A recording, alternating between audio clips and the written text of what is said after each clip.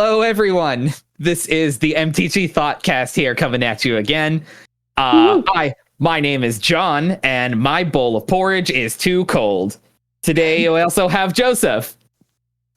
And my bowl of porridge is too hot, perhaps. And we have Jared.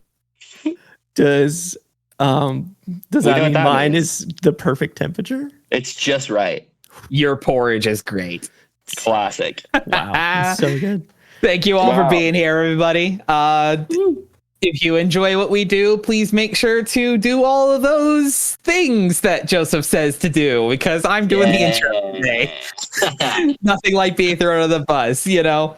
Join our Discord, like and subscribe. Yeah. Like us on Instagram, post some memes, give us a comment, all the things. But you don't have to do any of that. Just enjoy the show. And enjoy the show we will have for you. Gentlemen, Wilds of Eldraine. This is where we're at today. We're on Eldraine. We are back on Eldraine, the refresher set, you know? Yes. Nothing. Oh my God. Nothing like a the world world's crisis. not ending for once. Thank goodness that world crisis is done. Let's chow down on some delicious fruit. Absolutely. There's such a totally pivot. nothing strange about this apple. No, the real apple. Yep, totally legit. Nope, nothing suspicious here. Don't worry about it. Right. So the latest standard booster release has been dropped on us recently. The Wilds of Eldraine. It's been kicking about, probably at the time this goes up, it's been about a weekish or so, week and a half, give or take. Have either of you made any purchases of this product yet?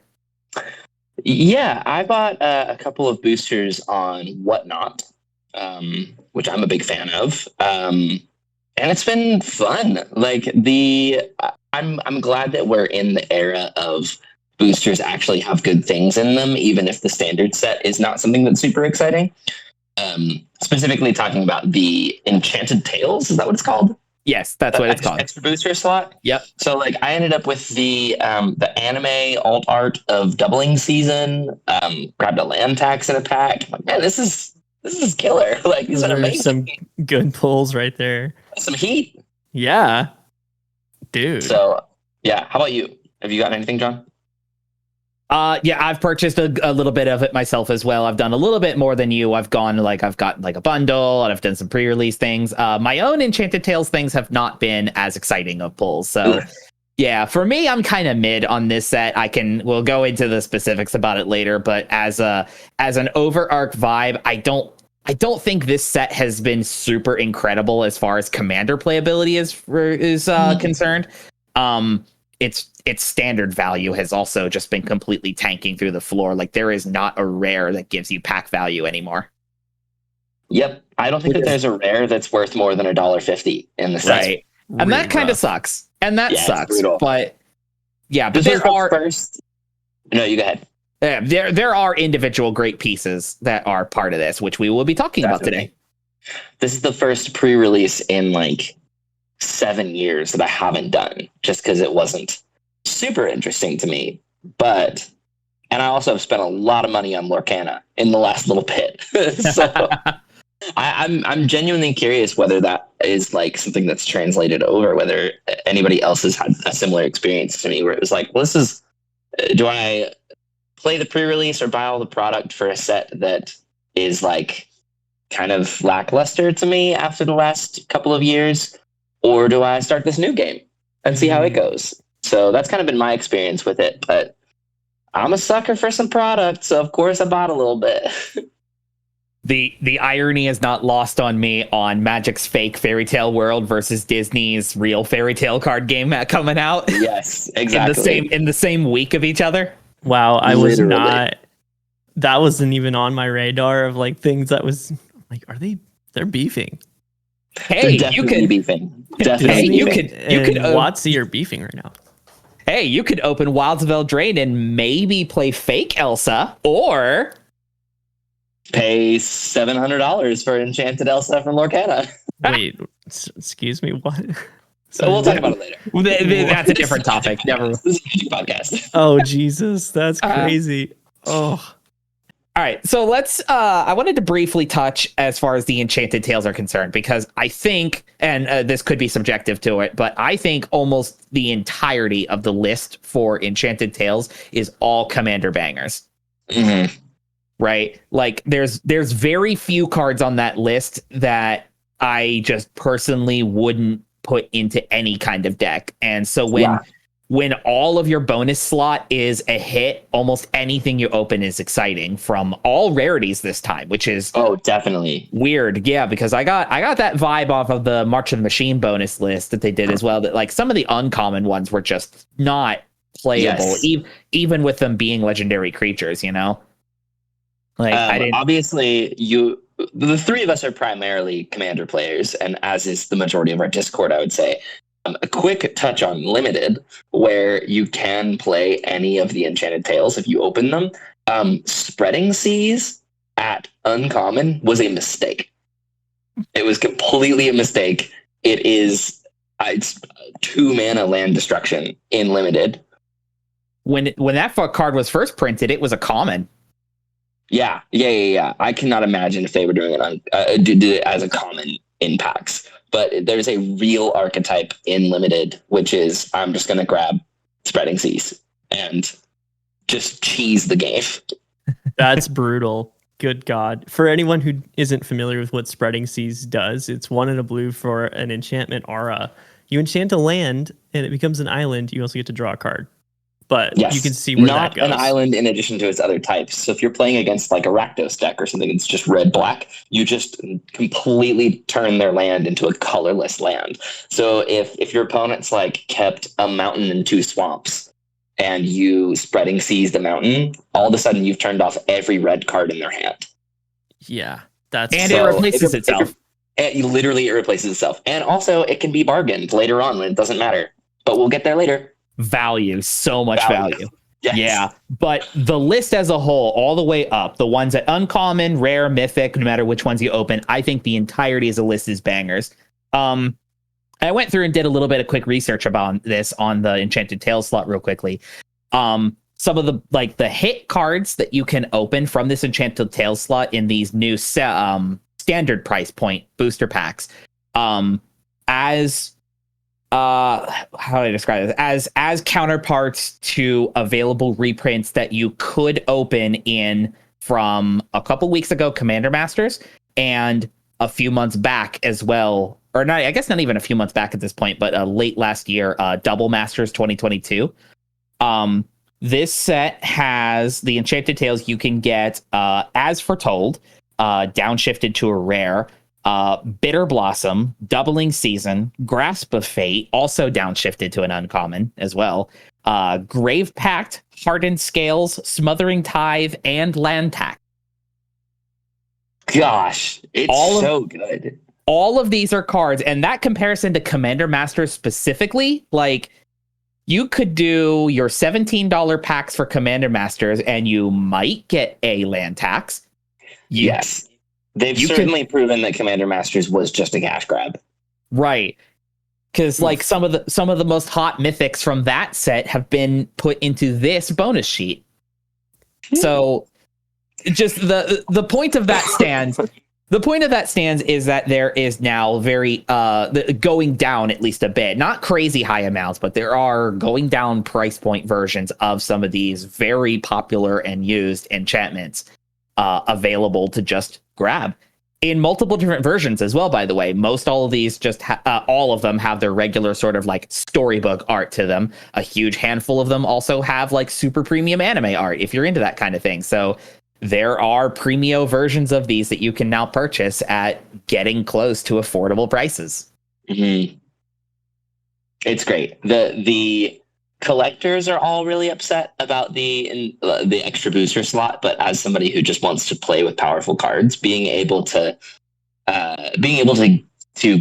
get cards like that for significantly cheaper with arguably better art and it looking cooler is like right up my alley. God, go ahead, guys. Sorry. I was just gonna say I am always a fan of this is a game and it should be playable. That means 1,000%. it shouldn't be too expensive. So collectors, you can go cry at a corner somewhere. That's right. Go. We're all cry trying to in play. wads of cash. We're trying to play. The biggest one for me when going through that list, I cannot believe in green that they gave you 3 different token doubler enchantments. That's actually insane to me. Absolutely nuts. How many Wait, token it's doublers? doubling season, not Force of Vigor, Primal Vigor, and Parallel Lives. Yep. Wild. I cannot. Well, it's for the token sub theme that's in the deck of like the roles, which again we'll talk about the mechanics in a sec, but allowing you to put an extra role on something and change the target of it. Solid. That's pretty darn good. But also they're just reprinting every card into the ground. So that's fair. might as well. So who wants to cover into some of the main set itself, since now that we're past the Enchanted Tales things? Who wants to talk about some stuff from part of the main set? I'll talk about yeah, some of the non-legendary cards that I'm excited about. Nice. Before that, we'll talk mechanics. So this set is the Return of Adventure, which is sort of just another way of doing flashback. You cast the adventure half of your card. It used to only be on creatures, but now we're seeing it on enchantments in the set. So you exile it as you cast it, and then that card is on an adventure, and then you can cast it from exile on the other half. So it's a lot of like value on the front end, value later on. Beanstalk Giant is my favorite adventure card. It's one of the only ones that I actually play, which is 3 mana for go find a land into play, and then 6 or 7 mana for it's a creature with power and toughness equal to your lands. So it's powerful stuff like that. That's like if you draw it early, it gets you a land, and then later on in the game you can get extra value from it. So I'm all for those things. Again, like I said, it's only been on creatures up to now. And the way that they've kind of done a riff on it is, is it not, John? Adventures have been on all permanent types up to this point, other than Planeswalkers. Really? Yeah, between the D&D and Baldur's Gate sets as well. Sorry, I'm referencing exclusively Eldraine. Let me rephrase that. It was on creatures in Eldraine. So there's a handful of enchantments at Mythic that are the, let me see what the name. The Virtue Cycle is. The Virtue Cycle. So there's one of each monocolor. It's an enchantment that has a static effect, and it's a had a low battery warning. It's static effect with an instant or a sorcery as the adventure. And then the other kind of riff on adventure they've done is multicolored adventures, where the adventure is a different color spell than the permanent that you're casting with it. So love that. Makes them less useful overall for Commander because they follow the same color coding restrictions as split cards. So if your deck is not at least those 2 colors, you can't play them. Right.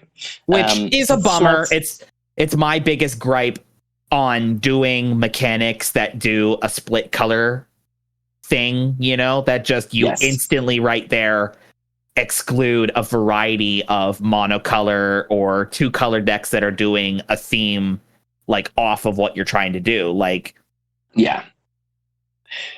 I don't know. I would say that the Virtues are probably the best of the adventures in this set. Specifically, I really like Virtue of Persistence, which is the black one. So it's 1 and a black on the adventure side. For target creature gets -3/-3, you gain 2 life. And then on the enchantment side, it costs 7 mana, and it's at the beginning of your upkeep, put target creature card from a graveyard onto the battlefield under your control. Mm-hmm. So it gives you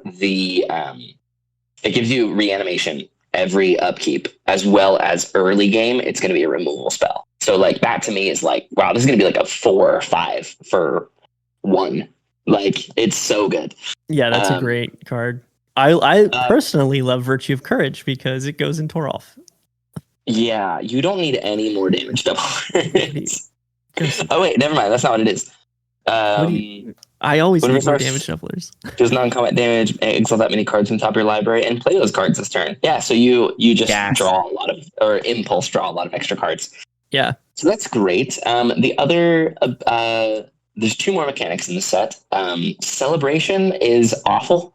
So I don't really feel like we need to talk about it much. It's like when two or more permanents enter the battlefield under your control, something happens.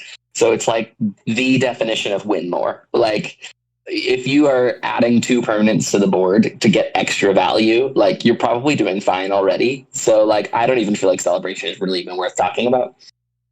Bargain is the other one, which is it's sort of like exploit, where when you cast something with bargain, you get to sacrifice either an artifact, enchantment, or a token, and then you get extra value off of those things. So I think obviously the most worthwhile one talking about is Beseech the Mirror, which is 1 black for a sorcery with bargain. So again, as you cast it, you may sacrifice an artifact, enchantment, or token.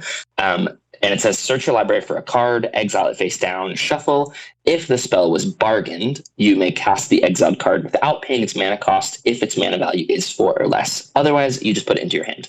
So at base value, it's Diabolic Tutor. Right? Diabolic Tutor? Is that the one that costs 4? I haven't played that card in a while. I'm 99% sure that's that Yes, one. yep. Diabolic Tutor is the 4 mana one. Yeah, so we got it. At its worst, it's a slightly worse Diabolic Tutor. But if you can sacrifice a treasure or something, like an artifact, a token, whatever it is, you get to cast it for 4. So it becomes a second copy of your best card that costs 4 or less in your deck, which as a commander player is very important to have. So Beseech the Mirror is seeing a lot of play, especially with cards like the One Ring, like Sheoldred. It's just a fourth copy, or sorry, it's another copy of all of the best cards that cost 4 or less.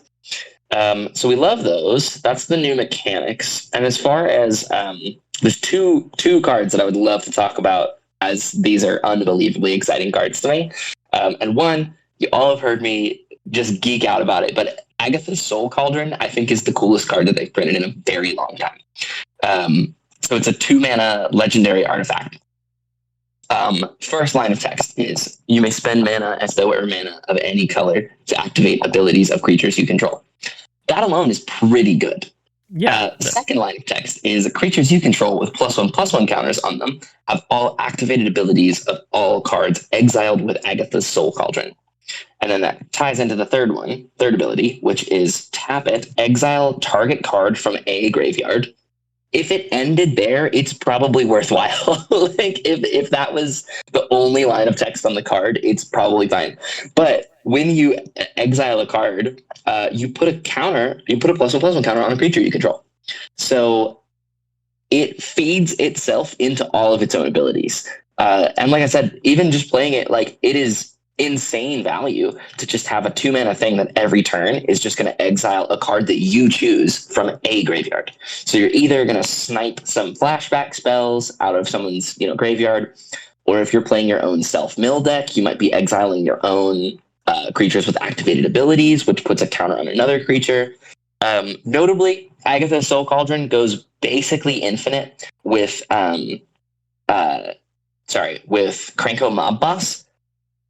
Where if you get him into the graveyard, have haste enablers.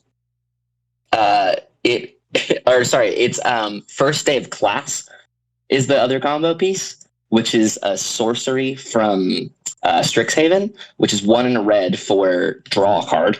And then when a creature enters the battlefield under your control this turn, it gets a +1/+1 counter and has haste. So Krenko Mob Boss, Agatha'S Soul Cauldron, and First Day of Class is infinite goblins.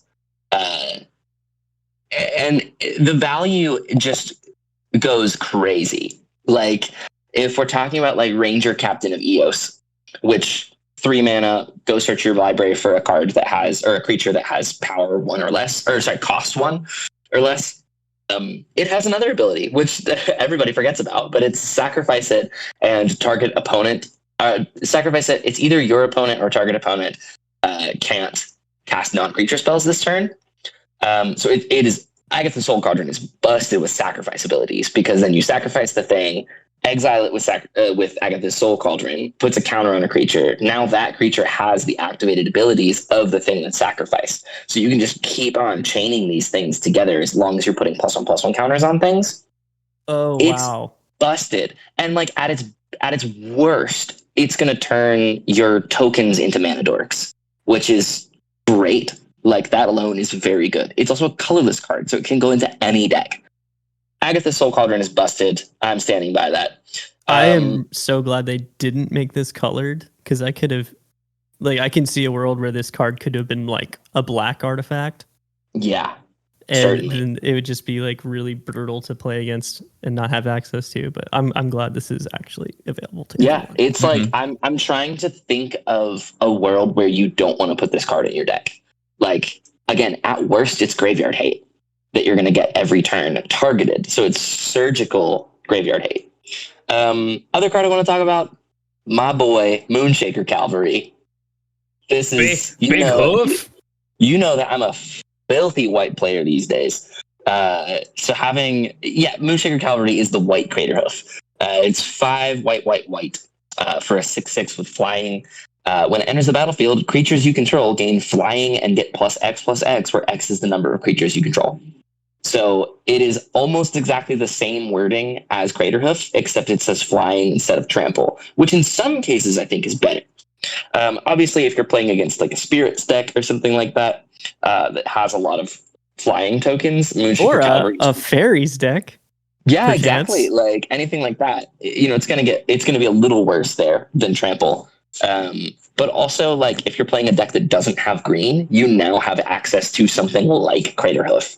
Or if you're playing green-white, you have 2 Craterhoofs. I think that's really cool. I'm glad that you brought that up because it totally slipped past my radar of cards. Yeah. I just saw the CMC and I was like, wow. You said, not for me. Yeah. Too big, moving on. 3 or less, I'm not talking about it. Crazy. Yeah, no, I love that. I love that Magic is making an attempt at making other colors good at combat. Yeah. Keep going. Keep going. I was just thinking, because I think that's kind of why the game has kind of morphed into, or at least higher levels of play have morphed into combos so much, is because everything else is bad at combat except for green, to be honest. I know red can hang, but like red is like scraping by with like goblin tokens, and like meanwhile green is like, here's this huge thing with trample that you're never gonna get rid of. Yeah. All of a sudden your Elvish Mystic is swinging for like 12 with trample. Yeah. And it's like, now it's like, okay, at least white has something that can compete here and like gives you a point in building a combat oriented deck that's not in green. Definitely. Which is exactly I'm very excited about picking one of those up for Abdel Adrian. So like red white, Boros famously has a lot of trouble with I just realized that you said games. for Abdel Adrian, and I'm just like, ooh, that's gonna suck. I mean, it's a win condition. Like it is. They've actually printed another win condition in white rather than just another value piece. It's a win condition that you'll get to blink, and if it didn't work the first time, it didn't work the first time. We get to do it again. Yes. It also will gain haste with something like Nahiri's Resolve. So very excited about this. I feel like what they've done for white in Commander has been great over the last couple of years, because they've printed things like Smothering Tide, like Esper Sentinel, all of these like really good value pieces, but it still is tough to close out a game with white. Like you can tax the ever-loving daylight out of people, and you can outvalue them like crazy. But then, you're just going to play Toralf and then play a Blasphemous Act and win the game. Like, it's so hard to actually close out the game that this is like probably going to become the premier win condition if you're playing a combat-focused creature deck in white. To be honest, now that I'm thinking about it, it's amazing that it's taken this long for them to print a card like this for white, because white has, for the longest time, like in outside of Commander formats, been known for like white tiny like go wide token strategies, which is like they need a card like that to win. Sucks in Commander. It's just terrible. That's also why white was so bad for so long, because they had to basically reconstruct what white was. And it also still pisses me off when they print cards like that like kind of hold on to that white old school terrible color identity. That made it so bad in the first place. But anyway, not to get on a soapbox there. But I'm we'll really be sure to stoked give on you this. this extra mana if you jump through these 3 hoops first. Yeah. Right. Old mono Meanwhile, white cards. green is like cultivate. You can, well, even in the last like 5 or 6 years, it's like, oh, you can draw a card as long as your opponents do too. Which is awful. They're like, how could we give white advantage? And they're like, but what if we didn't? What if we just let everyone do it? Yes, right. So it's nice having a Crater Hoof equivalent in white now. So it's also like the 2 cards I've talked about. If you want to buy those 2 cards today, it's going to be like $120. So Yeah, the thing is, this set is so propped up by its mythics, and then the Right. rares are all pretty awful. Well, I've got some ones listed that are at rare and even lower for those who don't have the spare $80 kicking around for 2 cards. Yes, talk to me, John. You know what I mean? I wanted to make sure for specifically probably ratting on white being absolutely like the worst color, apparently. Where Allegedly the worst color. allegedly the worst. Allegedly. I wouldn't say that's true anymore, but not to Yeah. derail Have us. No, it's certainly not. have we read the new generous gift of Stroke of Midnight? Oh, yes. A simple uncommon, but I think it's going to find its way into many decks that are already playing these sort of generous gift beast within style effects. 2 and a white instant, destroy target non-land permanent. Its controller makes a 1/1 white human creature token. Dang. Yep. That's it. So the real question that you have to ask yourself when playing this card is hitting a land worth giving them a 3/3 token versus a card that only hits non-land permanents and gives them a 1/1? I would like to just go ahead and throw it there on record that I've got generous gift in multiple of my decks that are white. I have never once targeted a land. Well, sure, but it's meta dependent. Like, Yeah. if you're playing against somebody who has a Glacial Chasm or even like Nykthos, like you want a generous gift to Nykthos in a heartbeat, or even like a Cabal Coffers, stuff like that. Like, again, it's all meta dependent. Counterpoint. You're playing against people who are playing those lands. You're not playing generous gift anyways. That's certainly not true. Generous gift is a CEDH staple.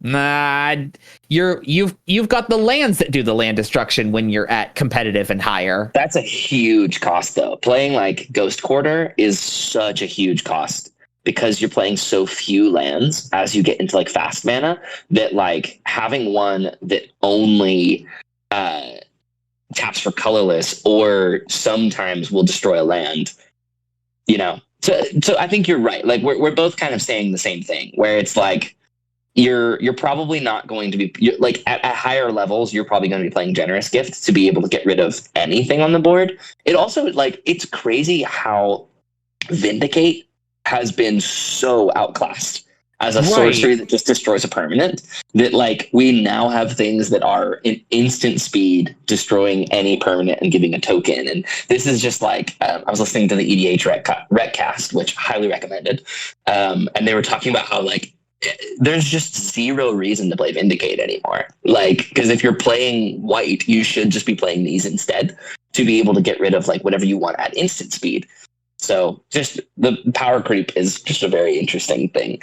But yeah, I think that I probably want to play this in some decks that maybe don't already have a generous gift in them, but I don't know if I'm replacing generous gift with Stroke of Midnight.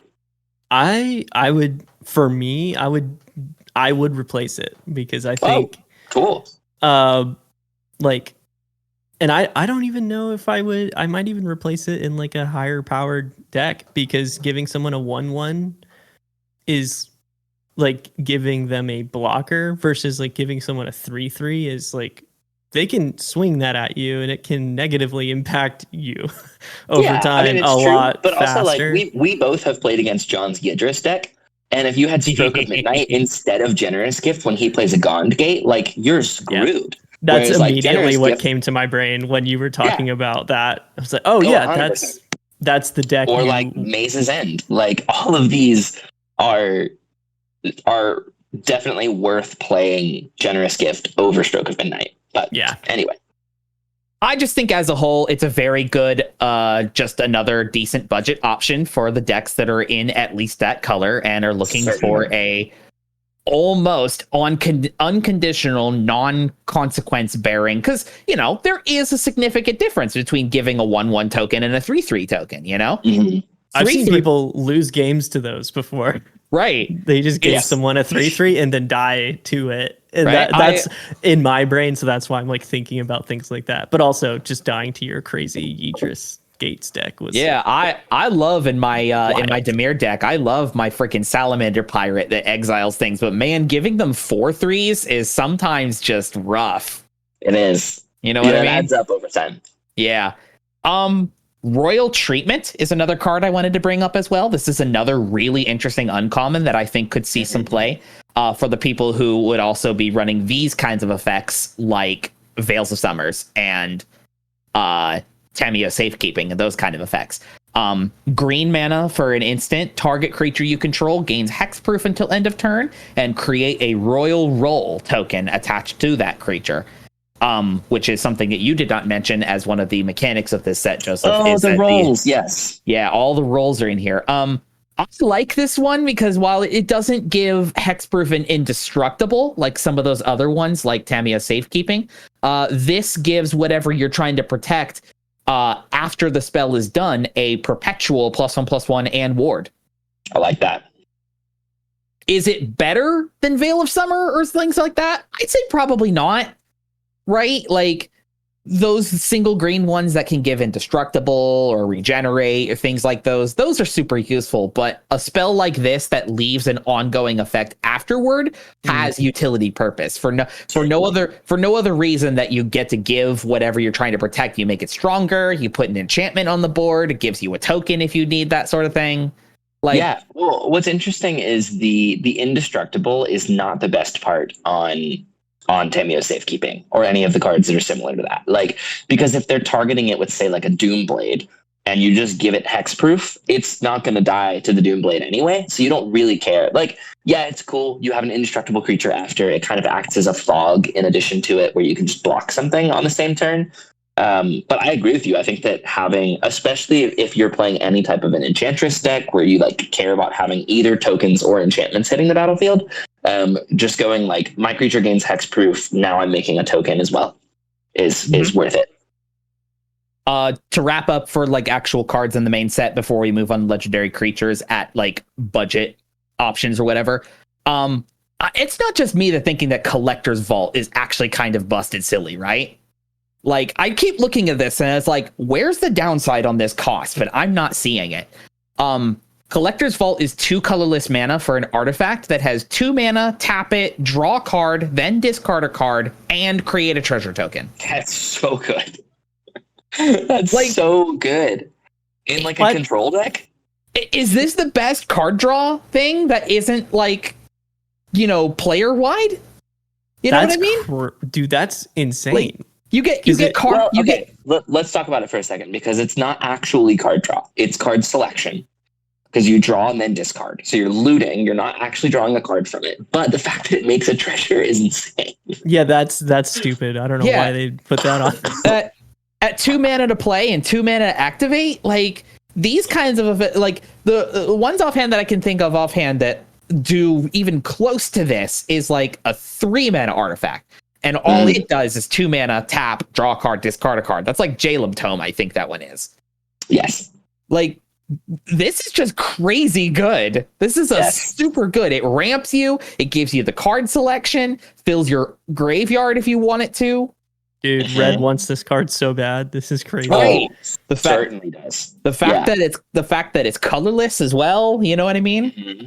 No, it's a pretty big initial investment of like 2 mana a card, and then you have to spend 2 mana to activate it. Like, that's not amazing. But after the first turn, when it starts to like generate you extra treasures, or like, God forbid that you have like a treasure doubler down, or like something like that, or like an Academy Manufactor down that's like pay 2 mana, make a treasure, a food, and a clue. Like, yeah, that makes that card even God, Academy Manufactor is busted. Why did they print that? that card. Every time it comes up, it's just like, oh, that makes this bust. Yes. Okay, it that's the only problem. gets better and better and better. The more that they make all of the above, it just like, oh, this card is ridiculous. Which was another thing that you missed as far as the mechanics are in this set as well. Food comes back in this set as well. Yeah.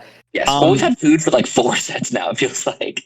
Right. Between that's true. like Lord of the Rings and then now it's like, oh, we've had food for a very long time. Right. But they're just so desperately. Oh, go ahead, John. No. Sorry. Go ahead. Oh, they're Wizards of the Coast is just desperately trying to make lifelink relevant to Commander players. So they're For like, real. please use this mechanic. We need white to have a color identity thing, and this is part of it. So please do it. Anyway. So that's all that I was really interested to point out as well, as far as like from the main set. Like there are tons of other like individual like really good spotlight cards, but they're the kind of cards that slot naturally already into pre-existing deck strategies. This was actually something I was telling Jared this before we started. As a matter of fact, I'm personally not super hype on this set because I don't think it offers anything like super fresh or new to Commander has to offer. But there is a lot here for decks that you already have going on, right? If you are the person who has built one of these multicolor adventure theme specific decks, here you go. Here's a whole new set of adventures. And you have an adventure commander now. I forget the name. Yeah, well, Bruno. there was always Gorian, which was Gorian, yeah. From the Baldur's Gate set of like if you would cast an adventure, it copies it. But I think he's better in the 99 now when we have the Luna. Oh no, just kidding. It's Timur rather than Bant. Yeah. But she's actually a very interesting. If this segues us right into the legendary creatures, then I suppose. She's a very interesting one. But between her and Kellen, Faded, these are the first legendary creatures to have an adventure on them as well. Yes. So that's kind of interesting. Like here's two potential rules note. Casting the adventure side of your commander from the command zone, you do have to pay commander tax on it. This is from the rules committee. So like if your commander dies, goes to the command zone, and then you want to recast it on the adventure half, you do have to pay the command tax as well. Yeah, that's the same kind of Yeah, like modal spells that were legendary as well worked in the same way. You wanted to do the other half, the commander tax applies to both. But yes. So I think it's kind of for me, who's not amazing at this game, the first time you cast it, regardless of what part you cast, there's no normal. Tax. Right. Okay. And then no matter what you do next, it's what makes the most logical sense if you were to play either of these two cards as your commander, you would want to do their adventure half first, because then you can do the adventure and send them into the exile area, not to your command zone. Then you can cast the creature side later. That doesn't immediately increase your commander tax. There could be some nuance here or there. Like I think with like maybe Kellen specifically, having an aura or equipment tutor from the command zone as a spell is huge. He might be one of those ones that you could cast the adventure side and choose to put it back in the command zone if you're looking to tutor out like some kind of 2-card combo. But just the fact that he acts as that kind of tutor, basically the way that he reads is that within the Boros color pair, any of your favorite auras or equipments are essentially your commander now. It's true. Which is so fun. Have you ever wanted to play Sunforger as your commander? Now you can do that. Oh, that's my God. So cool, actually. That's so cool. Yeah, I think in the long term, he probably ends up replacing a lot of the like Boros, aura, and equipment commanders because you can just tutor it out. Like he's probably the best version of them. Right. That's a good segue into like, are you guys excited about any of the legendaries? This is like weirdly not like a legendary matters set for the first time in like 5 years. There's only like 25 legendary creatures in the set. Yeah, and most of them are uncommon. Yeah, exactly. With 10 of them being uncommon.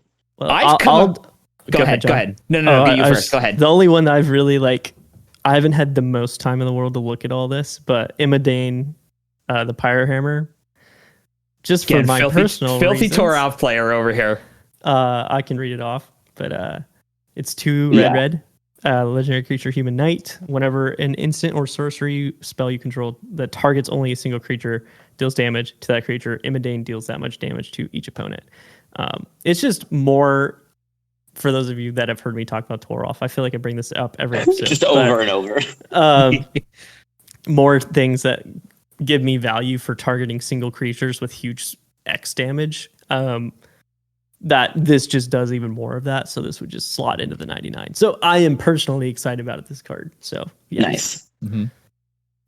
That's all I had on that. So.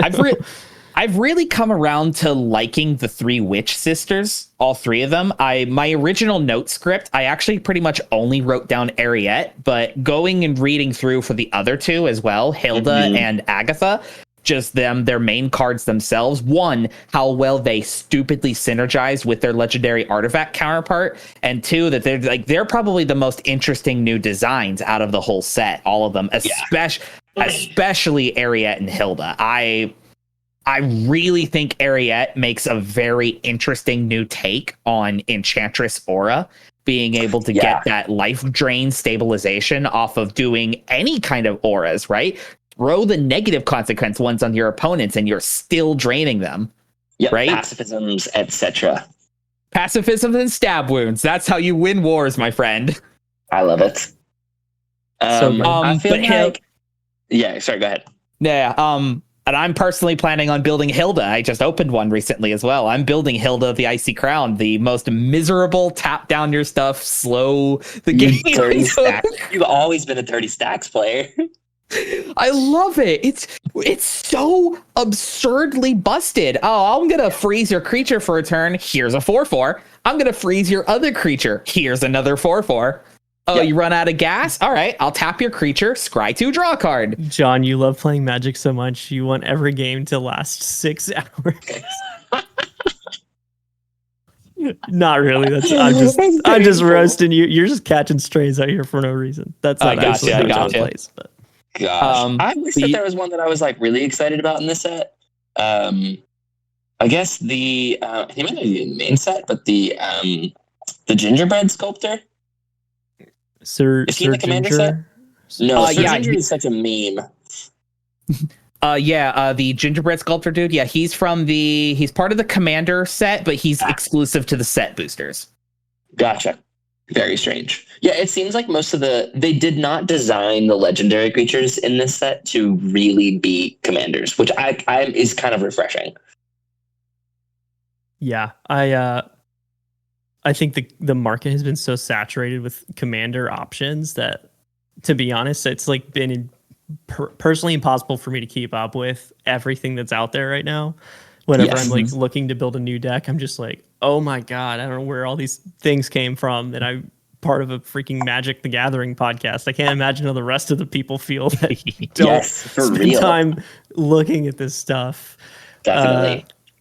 Couple more in legendaries I wanted to bring up real fast because weirdly they're both artifact mana rocks, actually, as a matter of fact.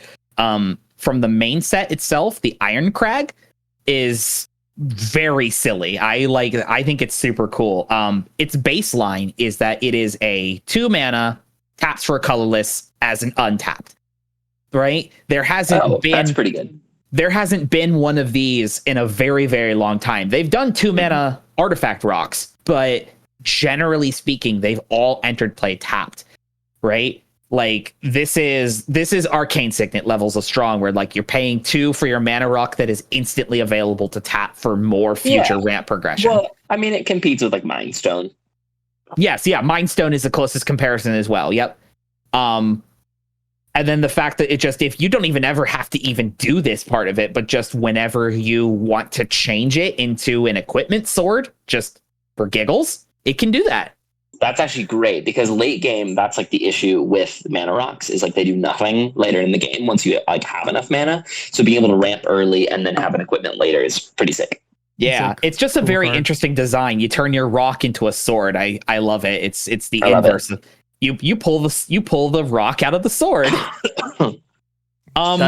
There's some cool like thematic designs in this set that I'm. Oh yeah, I'm flavors off the charts in this set, dude. Well, the biggest 10 out of 10.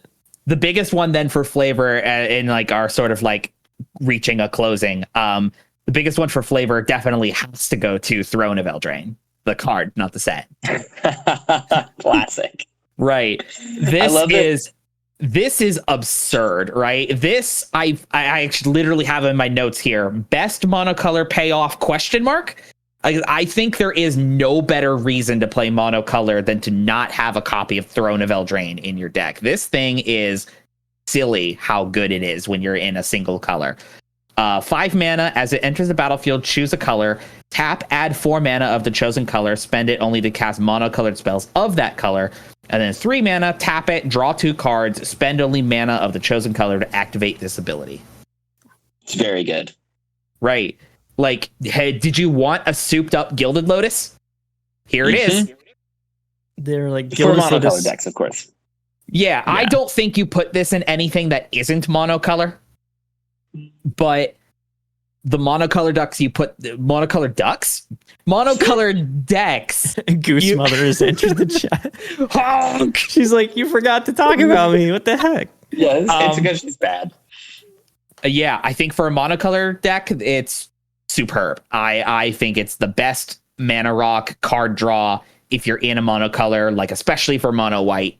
I think this card alongside that other thing you said for Moonshaker Calvary. I think both of those make instant staple choices for especially mono white. I love it. To wrap up, how are we all feeling about the set overall? I feel like you guys always give me a more positive outlook on sets than I go into them with. I don't typically buy a ton of product, and when I do buy product, it's typically singles in the aftermarket. So because I don't like the idea of buying a bunch of stuff and not knowing what I'm getting. So anyway, right. Marketing also has like an adverse effect on me, or if I see too much stuff, I just stop caring. So anyway, that said, before the episode started, I didn't care about the set at all. It was just like, it did not matter to me. Especially coming off of Lord of the Rings, which is, that's an IP that has so much integrity with was and still is such a great set. It might be one of the best sets they've ever made as far as like mainstream media crossover with MTG. Like those two things fit together so perfectly that it was like a perfect concept that, like, going back to something that is Magic's own universe, like their own IP. Yeah, it feels a little dull. It doesn't have the same like luster to it that that Lord of the Rings stuff did. But that said, I still think it's pretty cool. There's some pretty cool just stuff in here. So overall, I think it's cool. Nice.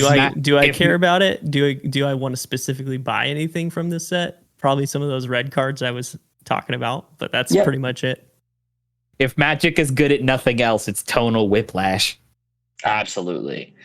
Yes. Oh, we're the stomping orcs and we're going to crush. And here's the gingerbread people. Yep. Yeah. They should have, dude. Okay. Well, sorry, I'll say this one thing, or you can go ahead. No, they should have dropped this set at Christmas and then just went in on like St. Nicholas or something. Oh, that would have been great. How much cooler would that have been? Totally. The Ginger Brute wouldn't have felt like crazy out of place. Right. It's like just a one-off fairy tale. It's like you can go in on this, make it feel super nostalgic, then people will care. It also would give you 3 months of breathing room between one of the best sets you've ever made and then this set, which is fine, but it's very dull in comparison. Right. Anyway, that's all I had. That just popped into my brain. I want to reinforce what Wizards says over and over and over about the complaints about too much product coming out, which is just buy what you're interested in. Like, this is not a set that's super interesting to me. I bought a few packs of it. I probably won't buy any more of it. And that's great. You don't have to buy a box of every set that comes out. Like, I'm personally like very excited about the Doctor Who set that's coming out in a little bit. And I hope that within the next couple of weeks, we get to do an episode talking about that with full spoilers. But so like I'm saving my money for that one. Like you don't have to be into this if you don't want to. But there's also people who loved the first Eldraine, like your brother Chase, who are super into this set as well. Like, and that's amazing. Like I love what they're doing, which is like, do you like Lord of the Rings? Buy the Lord of the Rings set. Do you like Fairy Tale set? Buy this one instead. Like you don't have to. You might as well just. It's the buffet analogy, where it's like, I'm not going to eat every single thing to the buffet. I'm just going to have what I like of it. And I love that they're providing so many things at the buffet for so many different people. Because that's like, at the end of the day, that's like the joy of this game, is that it's for everybody. Like, I've never met a more diverse group of people who are all interested in the same thing. And part of that is because we're all eating at the same buffet and just having different foods. John, any parting thoughts? No, I mean, just reinforce the statement I said earlier. Like, I'm kind of in the same boat. It's like, I think the set has some very cool, there are some cool design cards in it. As far as standout, super interesting, like, here's some new build directions that you could go in. Like, I suppose there'd be something fun with like maybe trying like an auras some theme using the new roles. But this set features a lot of things in it that you're going to want to go ahead and look into if you're already playing these sort of themes of decks, right? You made something with food from Lord of the Rings. Okay, check this out. Here's a whole suite of here's a whole collection. Here's a whole collection of food synergies that you can roll into. Interested in playing some kind of enchantress or whatever? Great. Here's a whole bonus sheet of all the fan favorite enchantments that you can open up. Yes. Want to try doing like spell adventures? Okay, here's a new legendary creature and some mixed color pair things, you know? Like, I don't know. Right. I've gone on record before saying that Eldraine, the theme, the setting, even the original set, have not been my favorite, right? Eldraine as a theme fell very flat for me when it first came out the first time. It's same. I don't know, something about hyper fairy tale fantasy just doesn't do it for me. You know what I mean? Oh, I was gonna ask you, did the first Eldraine set come out after the Oath of the Gatewatch, or it was like the Ravnica stuff? Yeah. The original Throne of Eldraine was the first standard set that came out after War of the Spark. That's right. That was the joke with this, of like, now we're back on Eldraine again after the wrap up of the whole Phyrexian story arc. Yeah, so it's so funny that they did this again with the Lord of the Rings stuff. But like Ravnica is definitely Magic's like strongest as far as like setting goes. In my opinion, it is Magic's like most well-known and strongest setting. And it's very beloved by most of the community. It's the set that I like started caring about Magic again. I have always been playing since I started, but that's the set that like, oh, I was like, I care about this now. Yeah. And I'm going to reinvest in what this game is. But then Eldraine came out right after that. And I was just like, oh my God, I don't want to even know what's in this set. This doesn't matter to me at all. So yeah, go ahead. I don't think it's bad. Like I said, it just isn't a set that ever captivated me. It's the kind of place you throw somebody into if they're definitely, actually, ironically, right? We made this joke, right? Okay, you've taught somebody how to play Lorcana, the new Disney thing. All right, here is Magic's Disney World. You know, here's your Little Mermaid. Here's your Elsa. Here's your other Disney characters that have now just eluded my brain, but you get what I mean. Is like, if they enjoy fairy tale things, maybe even if they're avid readers and they've done stuff like some of the Grimm fairy tales readings as well, like these cards, this setting, this world draws heavier inspiration from that than anything else. So there is definitely appeal here for people who enjoy this sort of thing. And as we've covered for the majority of this episode here, there are tons of individual pieces that you can pick out to either just fit in general strategies or just slot them into any previously established styles of decks that you've already been playing at before. Especially those Enchanted Tales, right? Pick some of those up as singles as they continue to go down in price. You know, you can get a land tax now for under $20. It's amazing. That's like so truly good, awesome. right? almost all the ones at rare have now dipped below like $4-ish as well, and there's a bunch of them downshifted either to the rare or just reprinted at rare. All the ley lines, you can get all the ley lines at rare. You can get Primal Vigor, I think, at rare. You can get a bunch of the other ones like